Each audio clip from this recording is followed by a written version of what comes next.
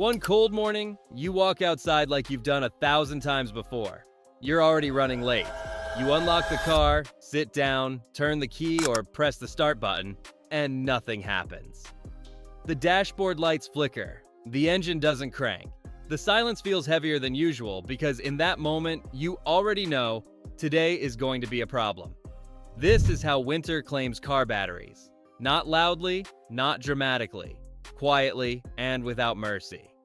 What most drivers don't realize is that the battery didn't actually die that morning. It had been dying for months. Winter didn't cause the failure. It exposed it.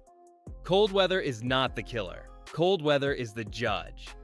Today, I'm going to break down exactly why your car battery is most likely to fail in winter, how cold temperatures expose internal battery damage, why modern vehicles are more vulnerable than ever, and most importantly, how you can test your battery yourself before it leaves you stranded when you need your car the most. If you drive in cold weather, this information can save you money, stress, and one very bad morning. Most people believe that cold weather kills batteries. That idea is comforting because it suggests the failure was unavoidable. But the truth is far less forgiving.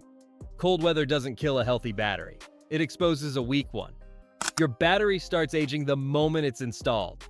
Every summer heat wave, every short trip, every deep discharge slowly damages it. Heat is especially destructive. High temperatures accelerate chemical reactions inside the battery, which corrodes the internal plates and evaporates electrolyte fluid. This damage is invisible from the outside, but during summer, engines start easily. Oil is thin, internal resistance is low. Even a weak battery can appear perfectly normal. Then winter arrives. Cold temperatures slow down the chemical reaction inside the battery. At the same time, your engine requires more energy to start because oil thickens, friction increases, and internal components resist movement. So the battery produces less power at the exact moment the engine demands more. That imbalance is what causes failure. Inside every lead-acid car battery is a controlled chemical reaction that produces electricity. That reaction depends heavily on temperature. When the temperature drops, the reaction slows. The colder it gets, the slower it becomes. At around freezing temperatures, a battery can lose roughly 20% of its available power. At 0 degrees Fahrenheit, that loss can reach 40 to 50%. That's not gradual, that's severe. Now consider what your starter motor is doing. The starter has one of the most demanding jobs in the entire vehicle. It must instantly turn the engine against thick oil, cold metal, and internal compression. In winter, it may require up to 50% more power than it does in warm weather. So you have a battery producing less power and an engine demanding more power. When those two curves cross, the car doesn't start. That's why winter failures feel sudden. In reality, the failure point was approaching for a long time. Modern vehicles make this situation even worse. Older cars were mechanically simple. Modern vehicles are packed with electronics. Even when the car is parked and turned off, many systems remain active. Security systems, keyless entry modules, onboard computers, memory circuits, sensors, and infotainment systems continue to draw power. This is called parasitic draw, and it never stops. In warm weather, the battery can usually tolerate it. In winter, when capacity is already reduced, that constant drain becomes a serious problem. A battery that might survive a weekend parked in summer may fail after sitting overnight in cold weather. That's why modern vehicles often experience battery failure without warning lights, error messages, or gradual symptoms. The failure happens quietly, and then it happens completely. Most drivers miss the early warning signs because they're subtle and easy to dismiss. The engine cranks just slightly slower in the morning. The headlights dim for a split second when starting. The radio resets occasionally. The dashboard lights flicker briefly.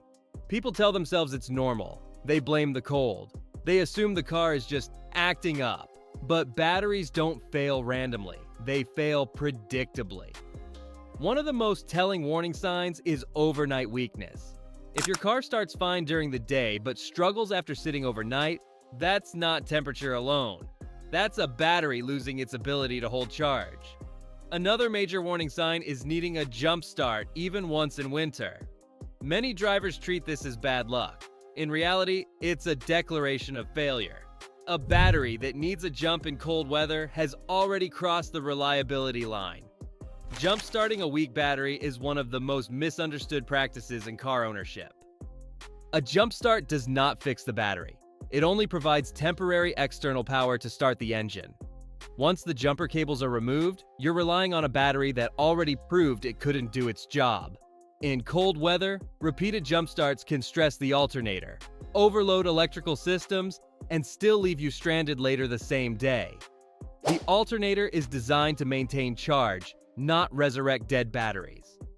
If your battery needs a jump during winter, it's no longer dependable, even if it starts again later. That's why testing matters more than guessing.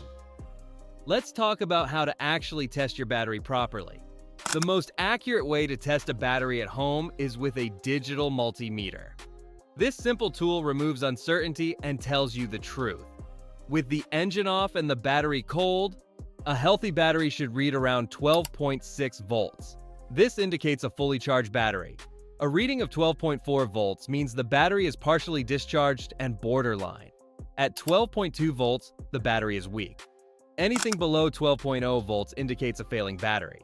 But voltage alone only tells part of the story. The real test happens during engine start.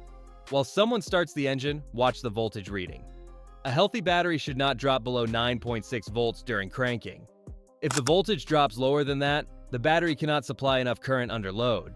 That means it will struggle or fail in cold weather, even if it appears charged. This single test exposes internal weakness that voltage alone cannot show.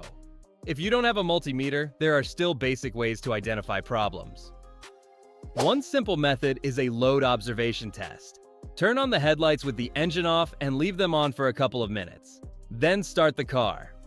If the headlights dim significantly, flicker, or fade during cranking, the battery is struggling. If the engine cranks slowly or unevenly, the battery is weak. This isn't precise, but it's effective at identifying obvious failure. Another reliable option is a professional load test. Many auto parts stores offer free battery testing. These tests measure cold cranking amps, internal resistance, and overall battery health by simulating real starting conditions. Cold cranking amps matter more than voltage in winter. Voltage shows how charged the battery is. Cold cranking amps show whether the battery can actually start the engine when it's cold. A battery can show acceptable voltage and still fail because it can't deliver enough current under load. Battery age is one of the most important factors, yet it's often ignored.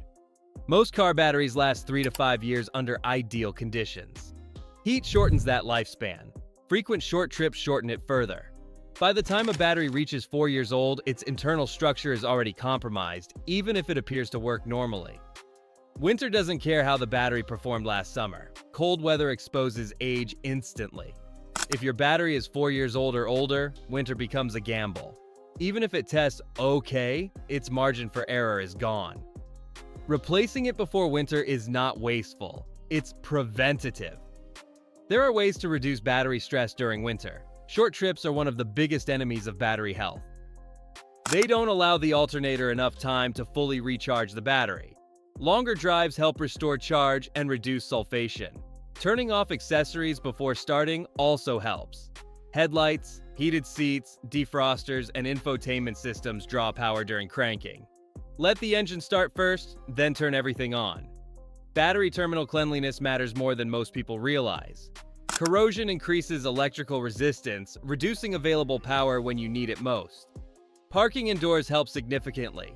Even a garage that's slightly warmer than outside temperatures improves battery chemistry and starting performance. For vehicles that sit unused for long periods, a battery maintainer can prevent deep discharge and extend battery life through winter. There are times when replacing a battery immediately is the smartest move. If your battery is over 4 years old, if it failed once in cold weather, if voltage drops below 9.6 volts during starting, if you depend on your vehicle daily, if you live in freezing climates, waiting rarely saves money, it increases inconvenience, risk, and stress. Ignoring a weak battery has real consequences. A dead battery can leave you stranded in unsafe conditions. It can cause missed work, missed appointments, and unnecessary emergencies. It can also damage the alternator by forcing it to work beyond its design limits. Winter doesn't offer second chances to weak batteries. Here's the truth most drivers don't hear. Cold weather doesn't destroy batteries, it reveals them. If your battery is strong, winter won't touch it. If your battery is weak, winter will expose it. If you test early, winter won't surprise you. That's the difference between preparation and panic. If this video helped you understand your car better and avoid a dead battery morning, subscribe. Because next, I'll break down why alternators fail silently in winter and how to test them before they leave you stranded. Check your battery today, not when it's already too late. Winter is coming. Be ready.